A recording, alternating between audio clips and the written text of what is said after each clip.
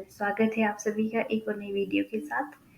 तो गाइज, इससे पहले मैंने वीडियो बनाई थी टाइप ऑफ एसईओ। ठीक है, जिसने भी वो वीडियो नहीं देखी है वो डिस्क्रिप्शन में लिंक दिया है, वहाँ पे आप वीडियो चेक कर सकते हो। ठीक है, तो गाइज उस वीडियो में मैंने आपको ओवरव्यू दिया था कि जो एसईओ है उसके क्या टाइप्स है, जो ऑन पेज है और जो ऑफ पेज है उसमें क्या डिफरेंस है। तो गाइस चलिए आज मैं बात करती हूँ आपके साथ। उसमें सिर्फ ओवरव्यू था, तो आज थोड़ा सा मैं डिटेल में आपको बताऊंगी कि ऑन पेज ऑप्टिमाइजेशन में हमारे पास जो टॉपिक है वो क्या रहने वाले हैं। ठीक है, तो गाइस देखिए, जैसे सबसे पहले कि what is search engine optimisation, इसके लिए मैंने एक वीडियो अलग से बनाई थी। ठीक है, आप वो वाली वीडियो देखना, वहाँ पे आपको जो भी डाउट होगा कि सर्च इंजन ऑप्टिमाइजेशन क्या है, वहाँ पे आपको डाउट्स क्लियर हो जाएंगे। उसके बाद how search engine working operate, ये भी मैंने इसकी भी मैंने अलग से वीडियो बनाई है। ठीक है, तो आप वो वाली वीडियो भी देख लेना कि जो सर्च इंजन है वो किस तरह से वर्क करता है या उसको हमने किस तरह से ऑपरेट करना होता है। ठीक है, उसके बाद हमारे पास आता है डोमेन नेम। ठीक है, कि मतलब फर्स्टली ये चेक करना है कि जो हमारे पास डोमेन नेम है वो क्या है। ठीक है, तो इस पे भी मैंने एक वीडियो बनाई थी बाय डोमेन मतलब कि कौन सा जो हमारे लिए डोमेन है वो कौन सा बेस्ट है परचेज करने के लिए। तो वो वाली वीडियो भी आप ज़रूर देख लेना। उसमें बहुत अच्छे से डिस्क्राइब किया हुआ है कि अगर डोमेन कितने टाइप के होते हैं और आपके पास जो डोमेन है उनका क्या क्या नेम होता है। तो गाइज अब देखिए, सबसे पहले यहाँ पे मैंने बताया आपको डोमेन नेम। ठीक है, तो जो डोमेन नेम है उसका मैं आपको एग्जांपल देती हूँ कि डोमेन नेम क्या होता है। तो गाइस देखिए, जैसे मतलब मैंने एक वेबसाइट ली हुई है एग्जांपल लेने के लिए। तो जैसे आपको यहाँ दिख रहा है demo-div.com, ये है हमारे पास डोमेन नेम। ठीक है, ये वेबसाइट है ये इसका डोमेन नेम है। फिर अब बात करते हैं उसके बाद कि select better layout for website. On page optimisation में हमें ये पॉइंट, जो पॉइंट्स मैंने यहाँ पे लिखे हुए हैं ना, इन सभी पॉइंट्स का हमें ध्यान रखना होता है। Select better layout for website, select layout for website का मतलब है कि अगर आपकी जो वेबसाइट है आपको इसका फॉर्मेट देखना है, आपको इसका लेआउट चेक करना होता है कि जो आपका वेबसाइट है कि जो इस पे ये नेविगेशन बार लगा हुआ है ये वर्किंग है या नहीं है, कि क्लिकेबल है या नहीं है। जैसे देखिए यहाँ पे ये फीचर्स का कोई ये यहाँ पे बना हुआ है नेविगेशन पे, तो इसके अंदर जो ये इसके ये सब पेजेस है। ठीक है, तो आप जैसे यहाँ पे आपको यहाँ लेफ्ट साइड नीचे यहाँ पे आप देखना, जैसे आप यहाँ पे क्लिक करोगे, इस पे क्लिक करोगे तो देखो अब वो यहाँ पे कुछ लिंक नजर आ रहा है। तो मीन्स कि जो ये लिंक है ये वर्किंग है, मतलब कि ठीक है, अच्छा ऑपरेट कर रहा है, अच्छा वर्क कर रहा है। तो वैसे ही हमें ये सारे पे चेक करना होता है कि मतलब कि इसका जो लेआउट है ये अच्छा है, इसकी जो डिज़ाइनिंग है वो अच्छी है या अट्रैक्टिव है, इसका होम पेज है वो अट्रैक्टिव है या नहीं। हाँ, तो आपको इस तरह से चेक करना होता है सारा कुछ कि इसका हेडर ठीक है या फुटर इसका सही है, या अगर बैकग्राउंड में कोई इमेज लगी है तो ऐसा भी चेक करना होता है कि जो इमेज के ऊपर कंटेंट, अगर हम माउस को डाउन या अप कर रहे हैं तो मतलब कि ये अच्छे से चल रहा है। यानी कई बार क्या होता है कि यहाँ पीछे इमेज दी होती है तो इमेज कई बार आधी नज़र आती है, कई बार पूरी नज़र आती है, कई बार स्पेस बहुत ज़्यादा दिया होता है। जैसे अगर इनके बीच में स्पेस यूज़ करना हो तो काफ़ी ज़्यादा दिया होता है। तो वो सारी चीज़ें आपको चेक करनी है कि जो हमारा लेआउट है वो सही है या नहीं। और साथ ही में आपको ये चीज़ भी चेक करनी होती है, जैसे यहाँ फुटर में या आप हेडर में भी ऐड कर सकते हो कि जो सोशल मीडिया है कि उसकी जो आइकन्स है, जो सोशल मीडिया के जो लिंक्स है वो आपको दिए हैं या नहीं। ठीक है, और जो आपका लोगो है, जैसे इसका ये लोगो है कि प्रॉपर वेबसाइट में ऐड है या नहीं। ठीक है, आपको जैसे कोई अगर आपको और इंफॉर्मेशन देनी है, जैसे एड्रेस हो गया या ईमेल हो गया या लोकेशन जो भी है, आपको अगर कुछ भी ऐड करना है तो आपको एक प्रॉपर वे से देखना है कि जो हमारा जो वेबसाइट है वो अट्रैक्टिव है या नहीं। ठीक है, तो ये होता है पेज लेआउट का मतलब। उसके बाद आपको जो है title and description for website. ठीक है, आप फिर उसके बाद आपको चेक करना होता है कि जो आपकी वेबसाइट है इसके लिए पर्टिकुलर टाइटल दिया है या जो डिस्क्रिप्शन है वो है या नहीं। ठीक है, तो जैसे आपको सपोज दैट कि आपको इस पेज की टाइटल और डिस्क्रिप्शन आपको चेक करनी है। ठीक है, जो टाइटल और डिस्क्रिप्शन है वो एक इसको हम मेटा टैग्स बोल सकते हैं। मेटा टैग का एक टाइप होता है जो कि सर्च इंजन के लिए होता है हमारे पास, वो यूज़र के लिए यहाँ पे विजिबल नहीं है। आपको देखिए इस पेज में नहीं पता चल रहा है कि इसका क्या टाइटल है या क्या डिस्क्रिप्शन है। ठीक है, तो आपको क्या चेक करना होता है कि सपोज दैट के लिए आपको इसका चेक करना है कि क्या टाइटल है और क्या डिस्क्रिप्शन है। आप यहाँ पे राइट क्लिक करोगे, उसके बाद आपको यहाँ व्यू पे सोर्स पे जाना है। ठीक है, तो ये आप पहुंच गए इसके बैकएंड पे। ये जो एरिया है ये सारा एक कोडिंग का एरिया है जहाँ पे हमारे पास HTML का एक एलिमेंट है। ठीक है, तो आपको क्या करना है यहाँ पे Ctrl+F करके, ठीक है, जैसे यहाँ पे फाइंड करोगे आप टाइटल TITLE। ठीक है, तो आप देखोगे यहाँ पे कि जो टाइटल है कि चलो ऐसे मतलब ज़्यादा येलो हो रहा है। ठीक है, ऐसे ही यहाँ पे देखना आपकी, जैसे यहाँ पे देखिएगा आपको दिख रहा होगा कि यहाँ पे ये title newspaper best selling news magazine WordPress then by tagDiv. ठीक है, मतलब कि यहाँ पे जो ये टाइटल है वो ये दिया हुआ है। ठीक है, और इस तरह से अगर आप चेक करोगे Ctrl+F डिस्क्रिप्शन। ठीक है, तो आपको यहाँ पे दिख जाएगा ये देखो मेटा नेम, उसके आगे डिस्क्रिप्शन। ठीक है, जो ये डिस्क्रिप्शन है मतलब कि ये इस पेज को डिफाइन कर रहा है, ये बता रहा है इस पेज में क्या है और क्या नहीं। तो मतलब आपको ऐसा चेक करना है पेज का टाइटल और डिस्क्रिप्शन। और आपको ये मैं बता दूं कि जो हमारे पास पेज का टाइटल होना चाहिए वो हमारे पास उसकी लिमिट है 60 कैरेक्टर की। ठीक है, और जो हमारे पास डिस्क्रिप्शन है मेटा डिस्क्रिप्शन है उसकी जो आपके पास लेंथ होगी वो होगी 160 कैरेक्टर की। ठीक है, तो ये था मतलब कि मेटा टाइटल और डिस्क्रिप्शन। और इसके बाद आते हैं मेटा टैग्स। ठीक है, तो जैसे मैंने आपको बताया कि जो टाइटल और डिस्क्रिप्शन है वो मेटा टैग के टाइप है। तो आप जानते हैं कि जो मेटा टैग है वो क्या है। ठीक है, मतलब कि जो हम बोल सकते हैं जो मेटा टैग किसी भी ब्लॉग या वेबसाइट में एक HTML का एलिमेंट होता है। जैसे मैंने अभी बताया था ना कि सर्च इंजन क्रॉलर को वेबसाइट की हेड सेक्शन में मिलता है। ठीक है, हमारे को जो ये यहाँ पे देखिए जैसे आपको मिल रहा है ना यहाँ पे मेटा कैरेक्टर सेट। ठीक है, ये भी हमारे पास मेटा लगा हुआ है। और मेटा नेम, ठीक है, ये मेटा नेम दिया हुआ है। मेटा नेम टाइटल करके देखिए मेटा कैरेक्टर सेट दिया हुआ है, यहाँ पे टाइटल दिया हुआ है, फिर मेटा नेम है, फिर उसके बाद आपके पास ये मेटा प्रॉपर्टी है। ठीक है, और जो मेटा नेम है यहाँ पे ये डिस्क्रिप्शन, ये सारे आपके पास मेटा टैग होते हैं। मेटा टैग मतलब कि इंटरनेट को या यूजर को शो नहीं होता है क्योंकि मेटा टैग वेब पेज के बैकएंड में है।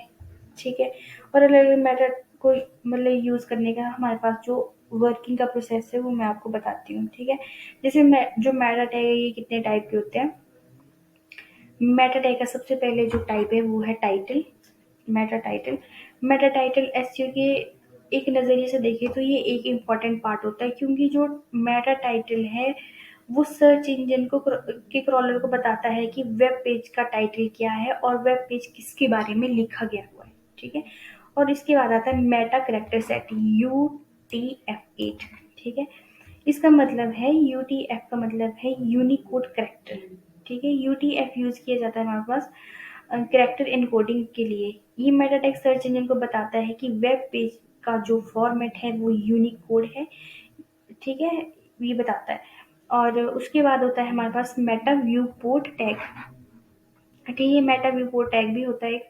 उसमें क्या होता है कि वो बताता है सर्च इंजन को बताता है कि वेब पेजेस पे जो भी मतलब कि वेब पेजेस पे सभी डिवाइसेस के लिए रिस्पॉन्सिव है या नहीं, कि जैसे मतलब कि लैपटॉप के लिए रिस्पॉन्सिव है या मोबाइल के लिए रिस्पॉन्सिव है। ठीक है, तो तो होता है मेटा व्यू पोर्ट टैग का काम कि हमारे जो वेबसाइट है वो लैपटॉप पे किस तरह से विजिबल है या अलग अलग विंडो के लिए किस तरह से जो हमारी वेबसाइट है वो विजिट है और मोबाइल के लिए किस तरह से विजिबल है। और इसके बाद होती है मेटा डिस्क्रिप्शन, जैसे मैंने बता दिया कि 160 कैरेक्टर की होती है। इससे क्या होता है कि जो सर्च इंजन के क्रॉलर के वेब पेजेस में जितना भी कंटेंट होता है उसके बारे में बताता है कि 160 कैरेक्टर में आपको डिफाइन करना होता है कि जो मेरा कंटेंट है वो किससे रिलेटेड है। ठीक है, और इसके बाद होता है मेटा कीवर्ड। मेटा कीवर्ड को मतलब इतना इम्पोर्टेंस नहीं देते हैं क्योंकि जैसे गूगल पे रैंक करवाने के लिए जो कीवर्ड स्टफिंग करते हैं। ठीक है, जिसे तो मतलब कि जैसे कीवर्ड स्टफिंग करना होता है, और वैसे मेटा कीवर्ड का यूज़ जैसे कोई ब्लॉग पोस्ट के लिए या किसी पर्टिकुलर क्वेरी पे रैंक करवाने के लिए किया जाता है, ठीक है? तो उसके लिए किया जाता है कीवर्ड, मेटा कीवर्ड का यूज़ किया जाता है, ठीक है? उसके बाद होता है जैसे हमारे पास कुछ मेटा रोबोट टैग होता है। ये सर्च इंजन को बताते हैं कि जो पेज है उसको किस तरह से ट्रीट करना है, या इसके जो मेन पॉइंट्स है, तो उसका मतलब है कि जैसे सर्च इंजन रोबोट को बताते हैं कि जो पेज पेज सर्च रिजल्ट में कि पेज दिखाने हैं या नहीं दिखाने हैं, वो रोबोट मेटा टैग पे डिपेंड करता है, और कि जो कि हमें किस वेबसाइट से नो फॉलो लिंक मिलता है या फॉलो लिंक मिलता है, ठीक है? और उसके बाद होता है हमारे पास जैसे मेटा ऑथर, ठीक है? मेटा ऑथर का मतलब कि जो सर्च इंजन क्रॉलर को वेब पेज के ऑथर के बारे में बताता है, ठीक है? और उसके बाद होते हैं कुछ हमारे पास कैनोनिकल टैग होता है, कि कैनोनिकल टैग का मतलब है कि अगर जैसे मतलब कि आप सपोज दैट कि आपकी कोई वेबसाइट है, उसके कोई एक पेज या एक या दो बार आपको शो हो रहा है उसमें सेम कंटेंट है, और तो जैसे मतलब कि जैसे दिखने वाले कुछ भी मतलब यूआरएल में से मेन यूआरएल को डिफाइन करने के लिए किया जाता है। तो कैनोनिकल टैग सर्च इंजन को बताता है कि जब एक या एक से ज़्यादा यूआरएल मतलब सेम से है, तो वो तो गूगल को सर्च इंजन को बताता है कि आपको कौन सा पेज जो है इंडेक्स करना चाहिए, ठीक है? वो काम होता है कैनोनिकल टैग का।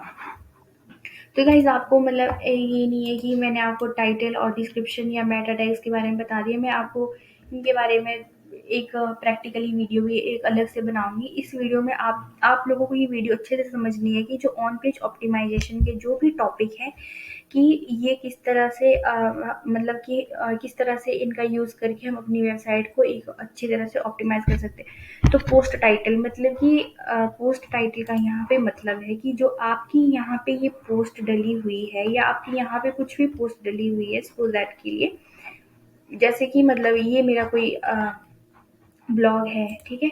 तो इस ब्लॉग के लिए पर्टिकुलर जो यहाँ पे आपको जैसे ये मेंबरशिप मैनेजमेंट प्लगइन दिख रहा है, ठीक है? तो ये एक आपको पोस्ट टाइटल है, जो ये जैसे यहाँ पे भी जैसे देखो इसमें दिया हुआ है ना इन्होंने, जैसे ये कंटेंट लिखा हुआ है, तो ये इस पोस्ट के लिए ये एक पर्टिकुलर टाइटल है, तो इसको बोलेंगे हम पोस्ट टाइटल। तो पोस्ट टाइटल और मेटा टाइटल में आपने कंफ्यूज नहीं होना है। जो मेटा टाइटल है वो सर्च इंजन के लिए है, और जो पोस्ट टाइटल है वो यहाँ पे यूजर के लिए है, कि जो आपकी पोस्ट है आप इसके टाइटल से अंदाजा लगा सकते हो जो इसमें कंटेंट है या जो ये वेबसाइट है ये किससे रिलेटेड है, ठीक है? और सेम इस तरह से जो परमा लिंक है और जो पोस्ट डिस्क्रिप्शन, परमा लिंक का मतलब कि जैसे यहाँ पे जैसे कि कौन सा लिंक लगा है, ठीक है? परमा लिंक का मतलब कि जो इसमें लिंकिंग जितनी भी लिंकिंग हुई है उसका मतलब है कि परमा लिंक।